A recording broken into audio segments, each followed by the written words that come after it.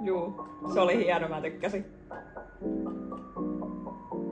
Tää on ihan paska tää mun asettaa, mikä otin tosta. Kultaset nyrkit!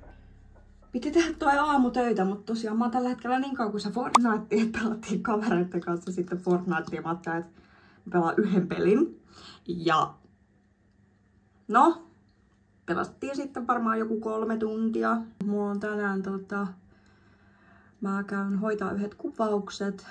Mä en tosiaan nykypäivänä enää ihan hirveästi noita henkilökuvauksia tee. Joskus 2020-2021 niin mä tein vähän enemmän noita henkilökuvauskeikkoja. Mutta täytyisi päivittää kameraa, että kehtaisi tehdä niitä enemmän. Ja tähän mennessä on toiminut vähän muutenkin semmoisella niinku puskaradiotyylillä toi henkilökuvausmeininki. Ja tänään just vähän sillä tyylillä meidänkin kuvaa. Että tämmönen mun sometuttu niin kysyi, että jos voisin hänestä ottaa uusia tämmösiä niinku profiilikuvatyyppisiä ja sit hänen tupeen kuvia, niin sit mä olin silleen, että joo, että voin tulla ottamaan. Ja ihan hauska nähdä myös sitten tänään samalla ja vaihtaa kuulumisia. Ja mennään semmoseen Pölkkivuoreen tosiaan ottaa niitä kuvia. Näytti kivalta se paikka.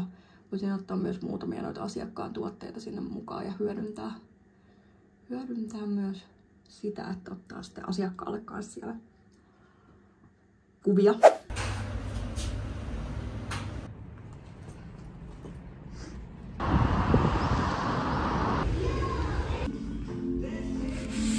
On kauhean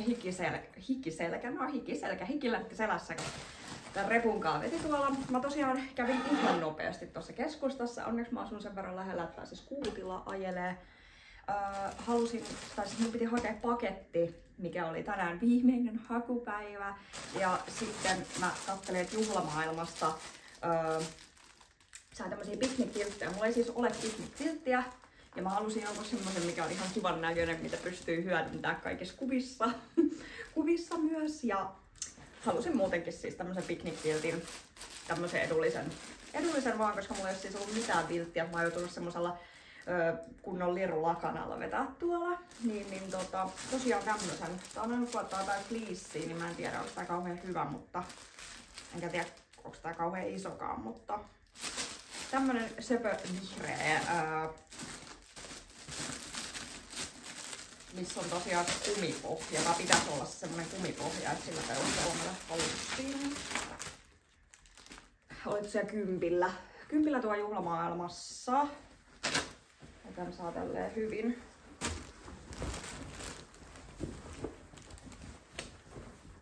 Kunnon viltti. Tää varmaan vaan kyllä menee aika nopeasti pilalle, kun tää on tämmöistä matsku tässä, mutta tää on hyvä. Sitten tosiaan mulla oli tää paketti. Mä tilasin Bookilta muutaman kirjan, koska mä olin löytänyt Antikvariaatista tosiaan Karaval-sarjan 2. osan käytettynä ja sitten saman kirjailijan samaan maailmaan sijoittuvaa Olipa kerran särkynyt sydän -sarjan 2. osan Antikvariaatista käytettynä. Ja nyt mä löysin Bookilta ihan superhyvillä alennuksilla koko Karaval-sarjan ja sitten koko sen, ja sitten se ekan osan siitä toisesta, että sitä kolmattahan ei ole vielä suomennettu, että se tulee loppuvuodesta. Niin tosiaan niin löysin nää niin hyvällä tarjouksella. Olisiko ne ollut tyyliin joku se Karaval-sarja 11,80 per kirja ja sitten se Olipa kerran särkynyt sydän, niin oliko se ehkä 15 €, joten ihan superhyvä, niin kuin ihan uudet kuitenkin. Mä metsastin niitä siis käytettynä, mutta mä löysin ne käytettynä kalliimmalla kuin mitä tuolta Bookista uutena. Toi eka osahan mulla tuli erillisessä paketissa, vaikka mä mielestäni laitoin sen, että lähetä samassa paketissa, mutta mä sen tosiaan luin jo. Eli tosiaan tää 2. osa, niin tän oon käytettynä löytänyt Antikvariaatista ja sama tästä toisesta sarjasta, tää 2. osa, niin löytänyt käytettynä Antikvariaatista ja tää tuli erillisessä paketissa jo pari viikkoa sitten ja luinkin sen jo. Ja tässä mä oon aika lailla puolessa välissä. Ja nyt mulla on nämä. Tämä koko sarja siihen asti, mitä on suomennettu. Ja tänä vuonna tulee se 3 vielä. Ja Caraval nyt kans kokonaan. Tästähän tulee joku ihme novelli tai joku muu pitäisi tulla nyt tänä vuonna. Englanniksi siis. Huomaa, että yksi on käytetty, mutta ei se mitään. Oon tykännyt tästä sarjasta. Tähän mennessä semmonen 3,5 tähden sarja mulle. Tää vaikuttaa ehkä hitusen paremmalta tää kakkososa verrattuna tuohon ykkösosaan. Tää Caraval on YA-fantasiaa. Hyvin semmonen mun mielestä uniikki maailma. Tämmönen karnivaalipaikka, minkä perustaja on tämmönen Legend-niminen henkilö. Ja se on niinku tämmönen mahtava esitys, mikä kestää, oliko se nyt noin 5 päivää tai 5 yötä. Ja se on niinku semmonen peli, mikä ei ole totta, mutta se on kuitenkin totta. Ja siellä tapahtuu kaikkia taikuusjuttuja. Yllättävän jännittävä myös, yllättävän väkivaltainen myös, vaikka onkin YA-fantasia ja aika semmosia vaikeita aiheita, jotenkin oli tässä ekassa kirjassa. Tosi mielenkiintoisia hahmoja mun mielestä, mutta mun mielestä sivuhahmot tässä sarjassa tähän mennessä on ollut mielenkiintoisempia, mitä nämä ihan päähenkilöt. Nämä seuraa tosiaan Scarlettia ja Donatellaa, ketkä on sisaruksia. Mä pakkaan nyt kamat mukaan, tai siis kameran, varaakun, toisen objektiivin tarvin kanssa. Mä en tiedä, en mä varmaan tätä kameran jalkaa tarvi kyllä näihin kuviin. On myös niin paljon valoa, ettei oo sitä hätää. Et sen takia tarvitsen. Mä haisen ihan kauhealta, koska siis mä niinku hikoilin tossa jo niin paljon. Varaakku tosta. Sitten mä koitan, just mikrosta tuli ruoka, mä koitan ihan vähän syödä. Kesällä ei vaan tee mieli yhtään syödä mitään lämmintä. Mä en muutenkaan ole mikään kauhea kesäfani niin kuin yleisesti. Tykkään siis syksystä, keväästä ja talvesta, mutta talvestakin siis, jos on hyvä talvi, mä siitä loskapaska talvesta tykkään. Usva laittoi mulle just viestiä, että sillä voi mennä muutaman minuutin yli 3, niin heti kun mä saan noin kamat pakattua, mä otan ton ruuan tohon ja menen vielä koneelle. Käytän tehokkaat puoli tuntia töiden tekoon. PS. Huomioikaa se, että mulla on toppahousut tulee tuolta ja on kaikki toppatakit, villakangastakit täällä edelleen. Pitäis varmaan ottaa ne pois, mutta sitten taas toisaalta juhannuksena niitä kuitenkin tarvii, niin mitä turhia.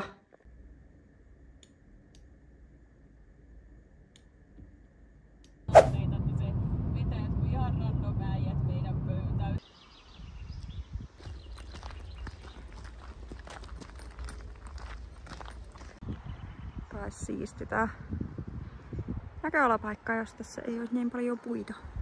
40 kilometriä sanoo, että tonne näkyy, mutta en näe.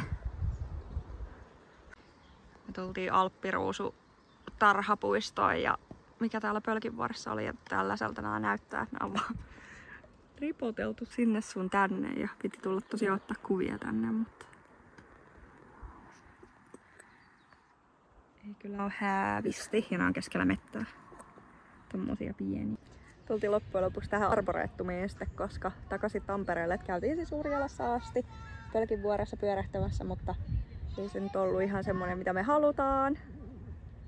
Mutta nyt me tultiin tänne, että nyt on ainakin roadtrippi järjestetty täksi vuodeksi, että se oli semmonen ajelu. Onneksi nyt ei mikään niinku monen tunnin ajomatka ollut, mutta täällä me ollaan.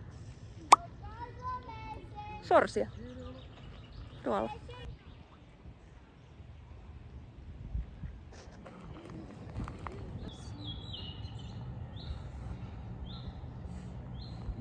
Tottuu mitä enemmän niitä tekee. Niinhän se on.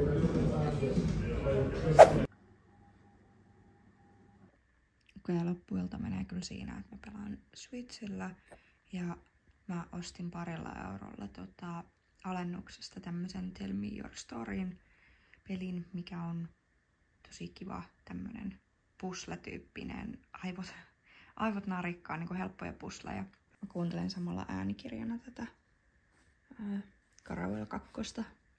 Et välillä kuuntelen äänikirjaa ja sit välillä luen tätä fyysistä.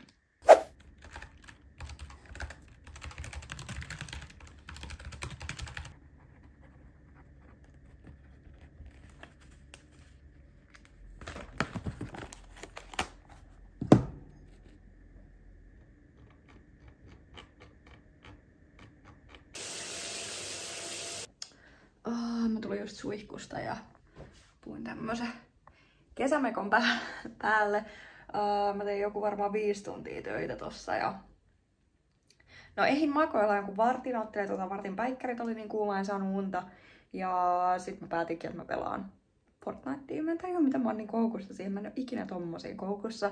Ja mä joskus sanoin, että mä en ikinä tuu pelaa Fortnitea, mutta tässä sitä ollaan sitten. En tiedä, viittikö laittaa yhtään mitään meikkivoidetta tai mitään. Mun pitäisi lähteä käymään mun kaverilla kohta. Mut mun tekee mieli ihan super paljon normaalin jääkahvia karamellisiirapilla, joten mä pääsisin skuutilla helpommin sinne mun kaverin luokse ilman, että mä käyn keskustassa ja niin kuin nopeammin. Mut mun on varmaan pakko käydä keskustan kautta hakea se normaali jääkahvi ja mennä yli ratikalla sitten sinne mun kaverille siitä. Ja mennäänkin keskustaan, koska siellä on niin nätti keli. Niin. Wow! Kengät. Aloitetaan kengistä. Paljon sun outfit, mitä se meni? Paljon sun outfit maksaa? Mä löysin nää jostain kenkäalesta vuonna ehkä 2016. Joo. Ja ne on vieläkin, mä niinku yritän ignorata sen, että ne on ihan död. Mä ostin nää Sittarista varmaan 6 vuotta sitten ja käytän näitä ehkä toista kertaa. Mä kävellyt tänään niin paljon, että jalkohenki alkaa jo sattua, että ei kyllä mitkään kävelykengät. Moi!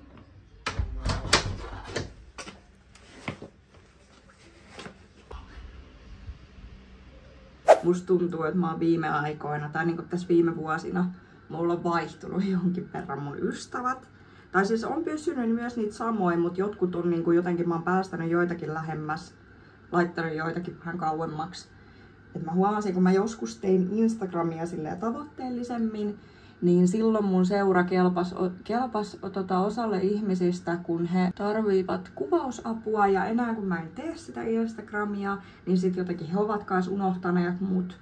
Et selkeästi olikin vaan tämmösiä niinku Instagram-ystäviä tai niinku, että vaan kun tekee sitä somea, niin vaan silloin oli mun ystäviä. Tuntuu, että osa heistä on myös nykypäivänä vähän semmosia, että kysyy mua sitten, että jos ei muut pääse ottamaan kuvia tai kuvausseura peruuntuu tai muuta, niin se on oikeasti vähän ikävä ja harmi. Ja mäkin oon semmonen, että mä haluan olla kiltti kaikille ja mä annan aina liikaa mahdollisuuksia ihmisille. Musta tuntuu, että mä oon myös lähentynyt yhden mun ystävän kanssa, joka oli semmonen ystävä, kenen kanssa mä yhdessä kohtaa hengasin niin kun ihan jatkuvasti koneella ja vapaa-ajalla. Ja sit yhtäkkiä kävi jotain, välit vaan vähän niinku viileni. Ja nyt musta tuntuu, että me ollaan taas enemmän ruvettu niinku juttelee ja hengailee. Ja musta tuntuu, että me ollaan taas niinku löytämässä tai löydetty semmonen niinku se juttu, mikä meidän välillä on. Säikähdän joka kerta, kun posti tulee. Converset on kyllä hyvät, kun ne sopii ihan kaiken kanssa. Jep. Munkin pitäisi ostaa uudet.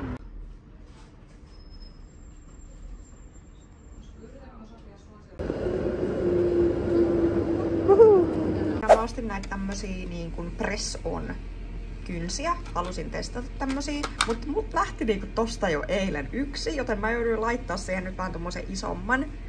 Mut muuten niinku ihan ok.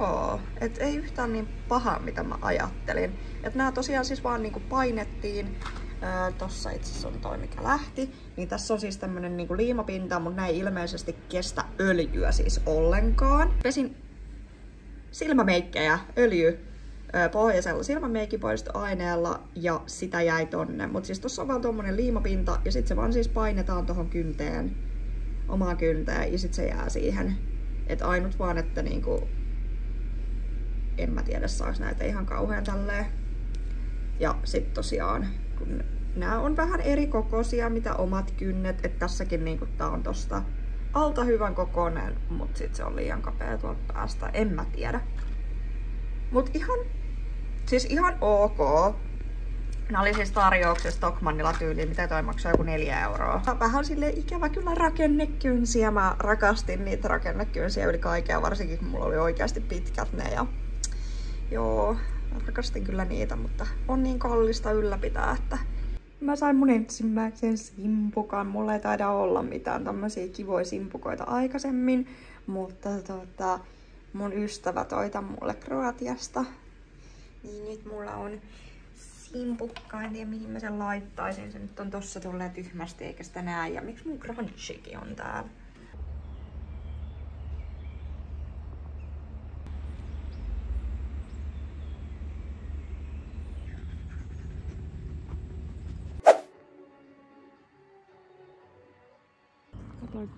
Katoin Queen Charlotten loppuun ja mä taas itkin tossa. Nyt ei ole enää varmaan näyssä, että punottaa silmät ihan sikana, mutta mä oon kyllä semmonen, että mä itken kyllä aina kaikesta.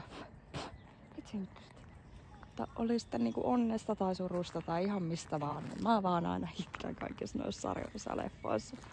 Musta tuntuu, että mä menen aina jotenkin niihin sisään ja sit mä rupean itkeä. Sama on siis kirjoissakin, että mä saan ruveta yhtäkkiä itkeä, jos on jotenkin niin liian onnellinen tai surullinen. Ihan toi auringon nousukin, mikä tuolla on. Mut pitäis varmaan ehkä nukkuakin joskus.